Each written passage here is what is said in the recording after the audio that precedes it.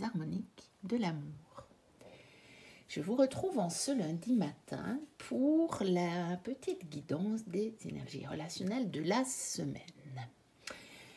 Alors, j'ai utilisé pour les énergies individuelles, donc à travailler en nous, par rapport à nous, le tarot aux ramures étranges. Ensuite, pour les énergies de nos relations avec les autres, avec l'extérieur, j'ai utilisé le romantique positif, donc l'oracle romantique positive.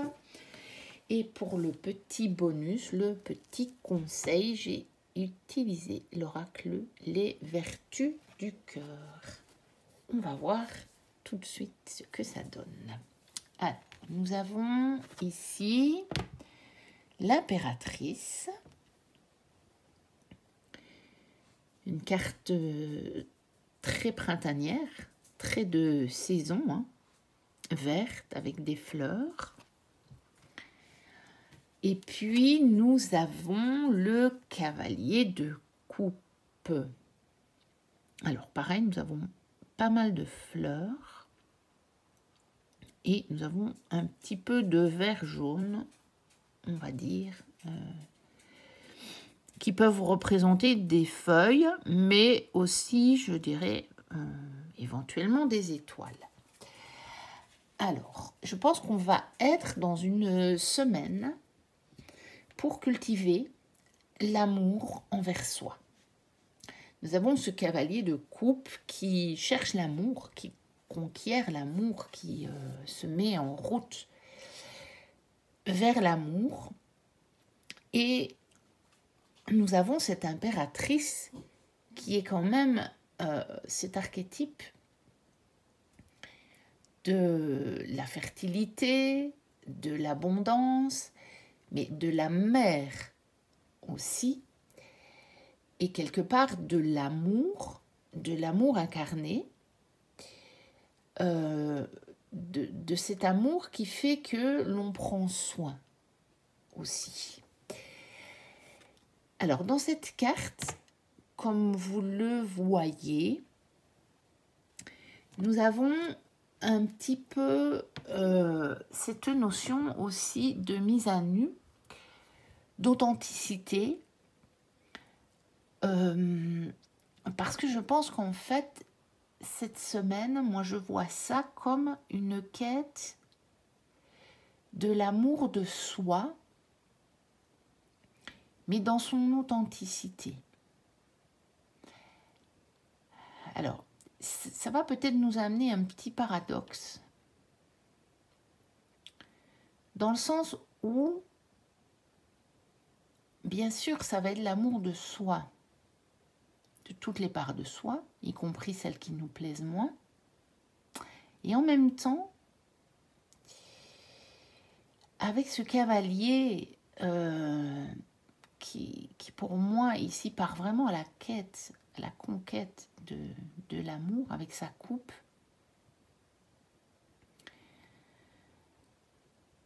il y a aussi cette notion de rechercher les plus belles parts. Mais encore une fois, ceci étant sans jugement, donc je vais essayer de le dire autrement, parce que les mots ne sont pas justes avec ce que je ressens.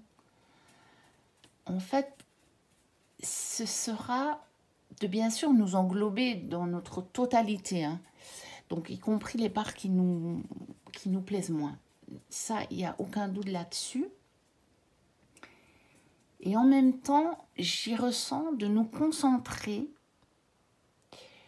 sur déjà les parts qui nous plaisent le plus, certainement, et surtout de voir ce qu'il y a de beau dans les parts qui nous plaisent moins. Voilà, c'est mieux comme ça, c'est mieux l'idée. C'est-à-dire d'aller rechercher la beauté dans les parts qui nous plaisent moins, parce qu'il y en a toujours une. En fait, dans les parts qui nous plaisent moins, il y a toujours une peur. Il y a toujours une peur qui est derrière cette part qui nous plaît moins. Alors, soit réellement on considère que cette part qui nous plaît moins, on veut vraiment la changer, c'est possible. Donc ça veut dire qu'il y a aussi une peur derrière, parce que si on veut la changer, c'est qu'on est bien conscient qu'il y a moyen d'y mettre beaucoup d'amour. Ou alors c'est une part que on doit juste accepter en soi, que peut-être on n'a pas vraiment envie de changer, mais que ce serait l'extérieur qui nous ferait croire que cette part-là de nous n'est pas aussi bien que ça.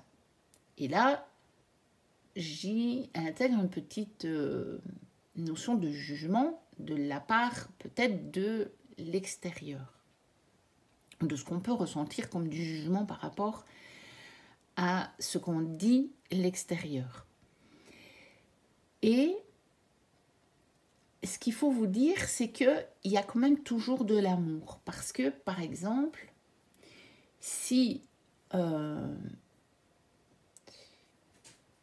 a peur, ou si par exemple une part de nous,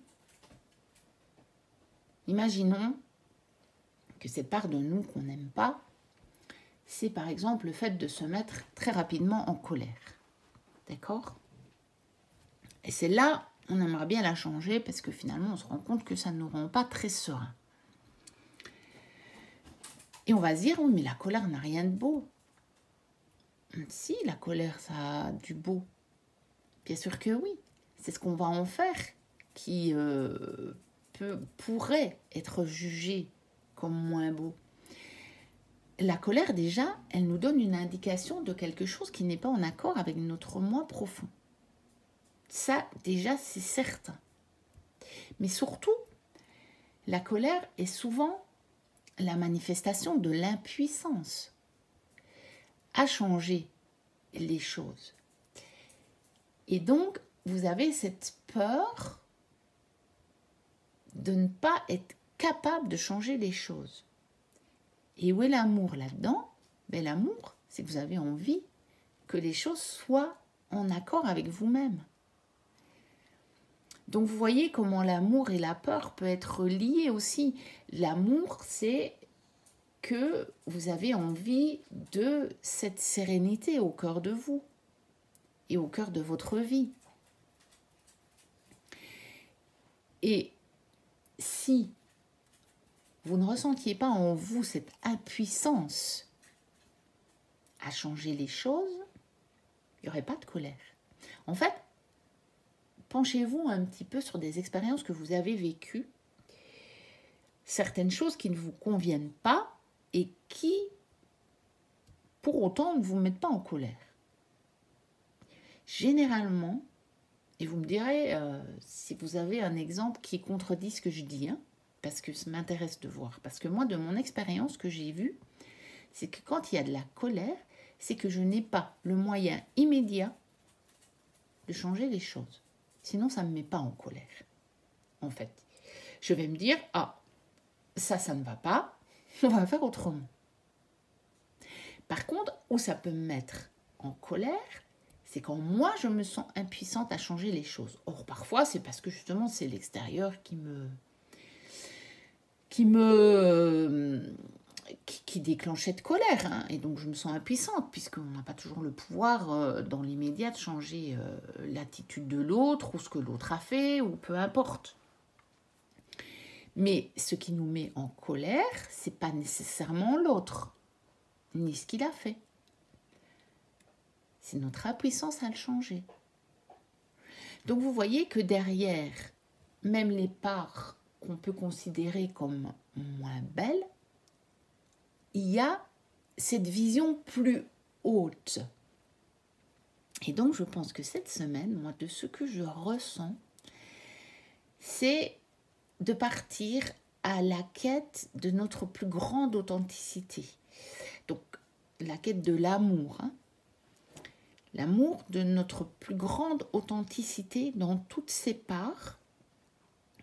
Et non seulement dans l'acceptation de ces parts qu'on peut considérer comme plus sombres, mais surtout d'avoir ce regard que finalement ces parts qu'on considère tellement sombres, derrière, il y a ce désir que toutes les choses soient belles, harmonieuses, paisibles, sereines, tous les qualificatifs que vous pourriez trouver et que vous pouvez rattacher à l'amour. Alors, on va voir ce que ça donne au niveau de nos relations avec les autres.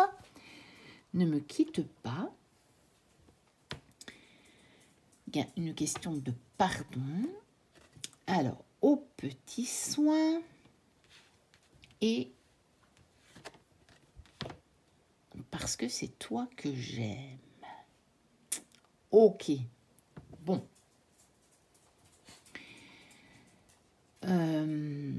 Ici, par rapport aux autres, et peut-être bien que ça se rapproche finalement de ça, parce que quelque part ici, sans qu'elle ne soit apparue clairement comme ça, il y aurait peut-être bien cette notion de pardon qui est inclus ici aussi. C'est de se pardonner, par exemple, se pardonner notre impuissance, puisque de toute façon, on ne peut rien y faire. Et donc, de se pardonner notre colère, puisqu'elle est liée à notre impuissance. Et de se dire que c'est comme ça. Et que dans le monde incarné, eh bien, il y a cette énergie qui existe. Cette énergie de peur qui existe. Que derrière, il y a de l'amour, mais qu'on n'est pas toujours capable de le voir directement. Et donc ici, j'ai l'impression que il y a très fort cette notion de pardon. Et elle est dans les deux sens. Donc peut-être se faire pardonner et pardonner.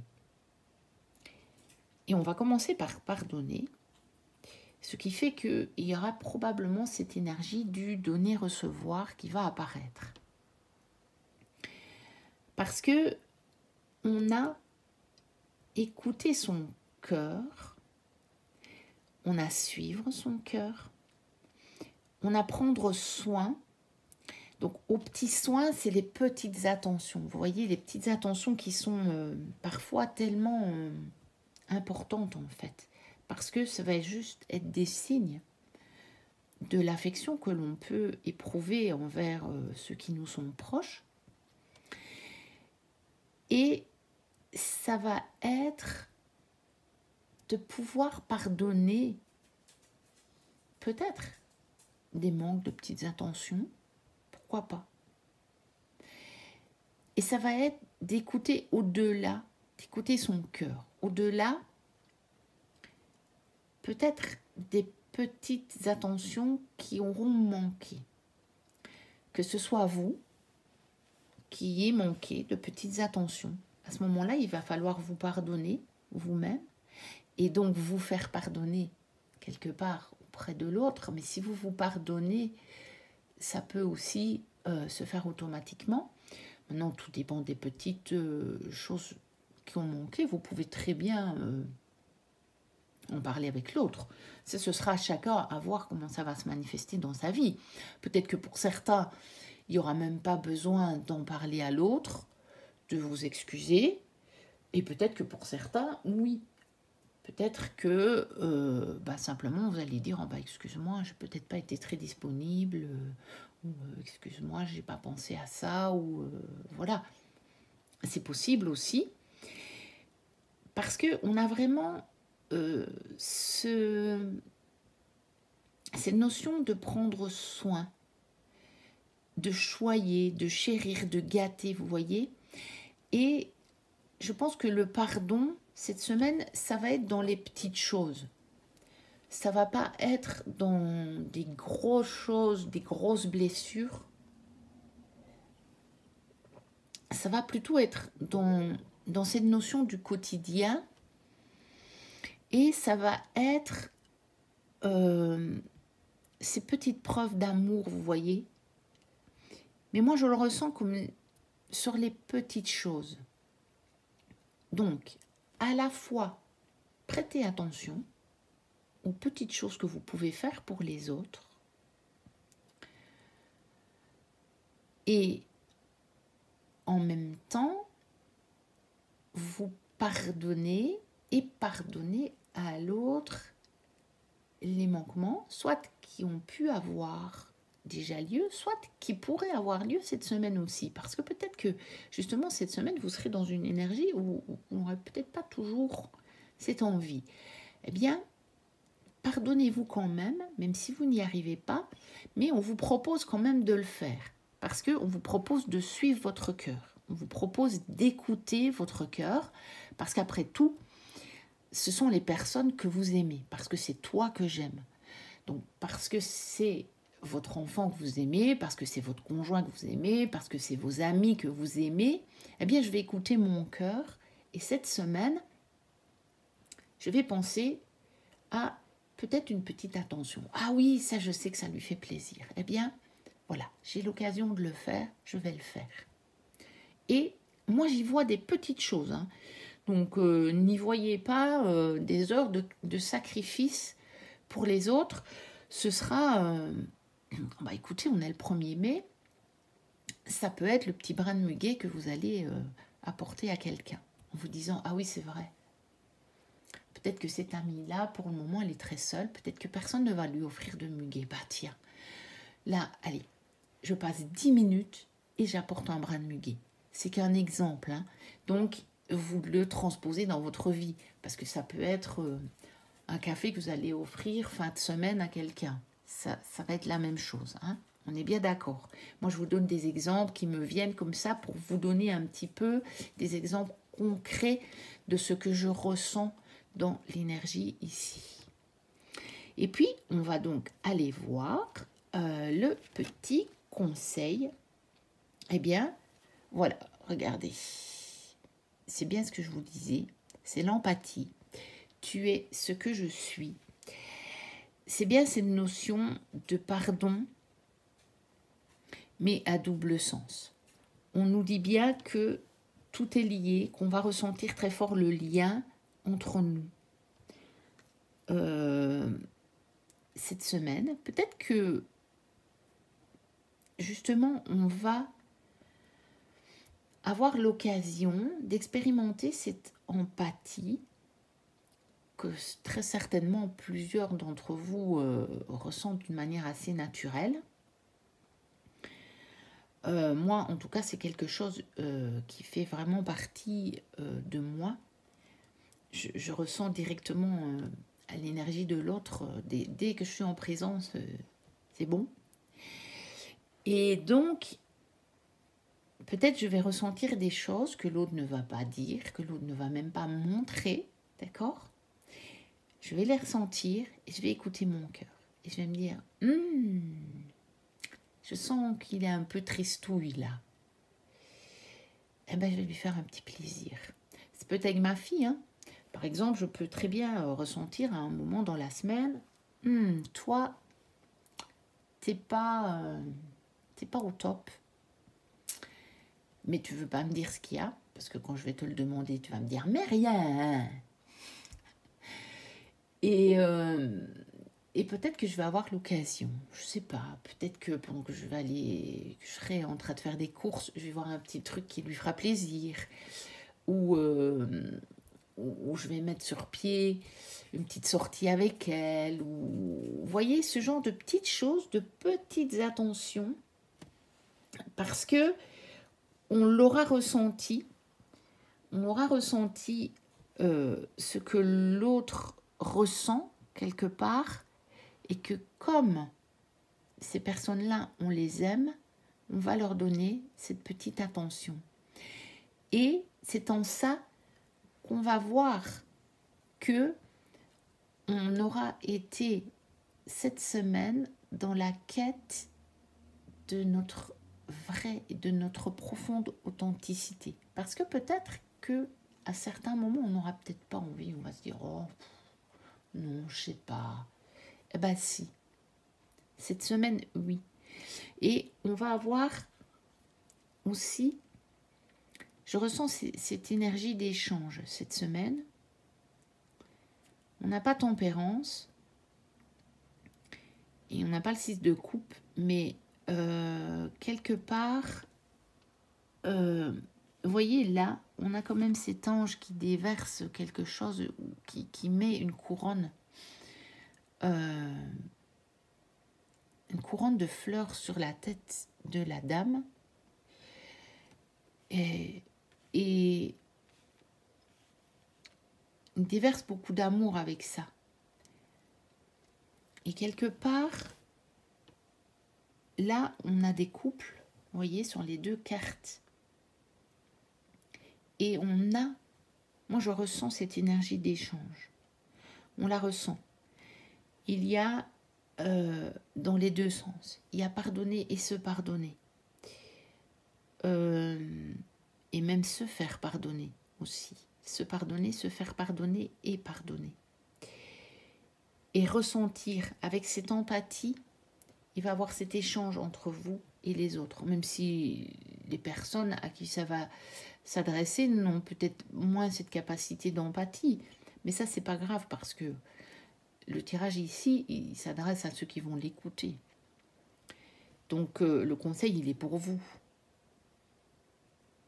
Donc, c'est tu es ce que je suis. Donc, je ressens ce que tu vis et je vais avoir des petites attentions pour toi. Voilà pour cette petite guidance en ce lundi 1er mai. N'hésitez pas à liker, à commenter, à me dire ce que vous en aurez pensé. N'hésitez pas à vous abonner si ce n'est déjà fait, si mon contenu vous plaît. Moi, je vous dis à très bientôt pour une prochaine vidéo. Et d'ici là, portez-vous bien. Bye bye.